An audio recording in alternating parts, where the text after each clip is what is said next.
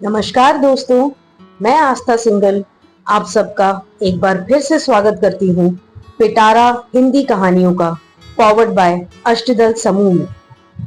दोस्तों, आज मैं अपनी आवाज में आपको सुनाऊंगी हमारे अष्टदल समूह की कहानी प्रतियोगिता की विजेता लेखिका सुनंदा असवाल जी की कहानी एक खूबसूरत मोड़। रूपा ने खुले केशों को बांधा और राह पर निकल गई। जब माँ ने कहा, ये सुंदरता अब किसी काम की नहीं रूपा, सुना तुमने?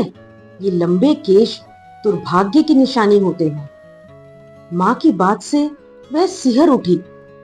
कभी लोग उसकी सुंदरता के कायल होते थे और उसकी जैसी युवती जमीन पर कम ही जन्म लेती थी। आज उसे ऐसे अपनों से ही सुनने को मिलेगा, उसे ज्ञात नहीं था। उसके पति को 7 बरस से अधिक हो गए थे कि वह आज तक भी न लौट पाया था। ससुराल वालों ने उसके ना आने पर रूपा को उसके मायके भेज दिया। वहां भी उस पर कम अत्याचार न हुआ। मायके में भी अपने ही परिवार से उसे ऐसी अपेक्षा नहीं थी। माँ ने कमरे से बाहर निकलने के लिए उसे सख्त हिदायत दी थी। पिता की लाडली आज उनके ही बूढ़े कंधों पर बोझ बन गई। माँ की हिदायत थी, सूरज अस्त के बाद ही कमरे से बाहर आना, ताकि उसे देखकर परिवार में कोई अपशगुन न हो जाए। भाई भाभी अपने परिवार में खुश थे। रूपा भी खुश होने के बहाने खोजती रही, परंतु उसके दुखों का सिलसिला अनवरत चलता रहा। जब नए नए ब्याह के बाद देव उसे अपने पास बैठाता तो उसे लगता कि वह दुनिया की सबसे भाग्यशाली स्त्री है। परंतु देव के जाने के बाद सब कुछ बदल गया। घर और सपना दोनों ही धराशायी हो गए। पति का गम, ससुराल वालों ने काम और जिम्मेदारी ने उसे उलझा रखा। मर्चेंट नेवी में कप्तान देव ने पहली बार उसकी साधारण शैली को अपना बना लिया था। दिन ऐसे उड़ने लगे जैसे पंछी। 6 माह में उसे वापस जहाज पर जाना था। वह रात भयावह थी जब उसका जहाज समुद्र में समा गया और घर पर उसका कोई संपर्क न हो सका। मायके में माँ पिता के व्यवहार से वह दुखी थी, परंतु उसके पास कोई दूसरा विकल्प भी न था, सो अपनी नियति समझकर समझौता कर लिया। उस रोज दीपावली का दिन था।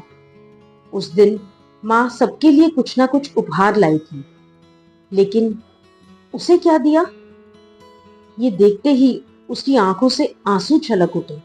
इतनी कम उम्र में एक सफेद सूट। उसकी आंखों में पीड़ा थी जिसे उसकी माँ पढ़ न सकी। वह बोली, वह अब नहीं आएगा, यह ले, यह सफेद कपड़ा अब तेरी किस्मत है। समाज का भी तो डर है ना हमें, कब तक जवाब देंगे सबको। वह चीखना चाहती थी, वह समाज को बताना चाहती थी कि उस गंदले सफेद कपड़े को उसे लेने का मन नहीं था, पर उसकी माँ उसे वहां बिस्तर पर पटक बाहर आ गई। इतनी कम उम्र में ऐसे रंगहीन कपड़े उसके सपनों पर प्रहार कर रहे थे। विधवा, और वो कभी नहीं, वह खोया था, मरा नहीं था। घर के लोग दीपावली पर तैयारी कर रहे थे। उसने सफेद सूट पहना और खुद को दर्पण में निहारा। सोचने लगी, उसके रंगीन जीवन में यह जिंदा कफन क्यों उड़ा दिया। पल पल वह दफन हो रही थी, उसका दम घुट रहा था। उधर भाभी के हाथों में सोने के कंगन और छोटी बहन के कानों में बालियां, और उसे क्या मिला, एक सफेद बदरंग सूट।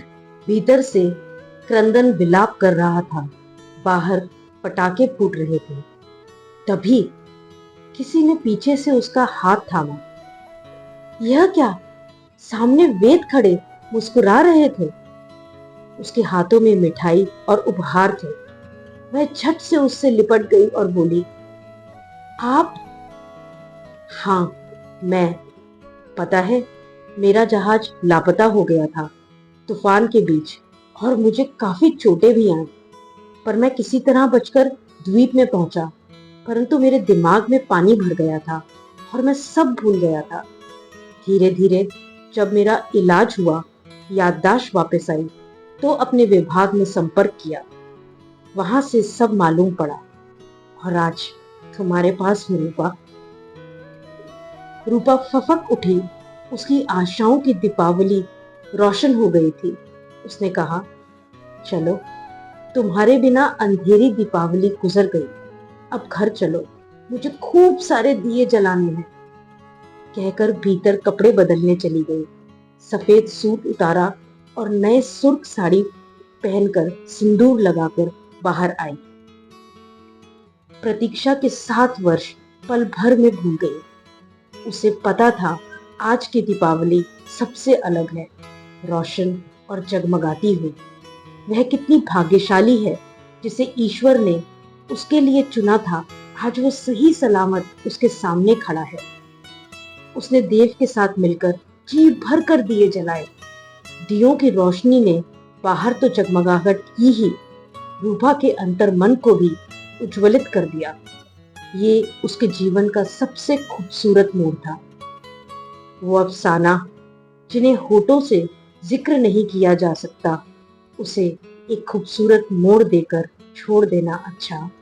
यही उसकी सबके लिए दीपावली की सौगात थी। दोस्तों, मैं आशा करती हूँ कि सुनंदा असवाल जी की ये कहानी आपको पसंद आई होगी। यदि आप भी हमारे YouTube चैनल पर अपनी कहानी को फीचर करना चाहते हैं, तो हमारे अष्टदल समूह के फेसबुक पेज से जुड़िए।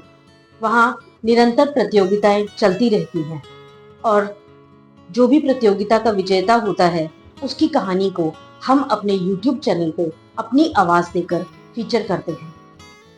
तो दोस्तों, मैं फिर से आपसे मिलने आऊंगी। तब तक के लिए नमस्कार।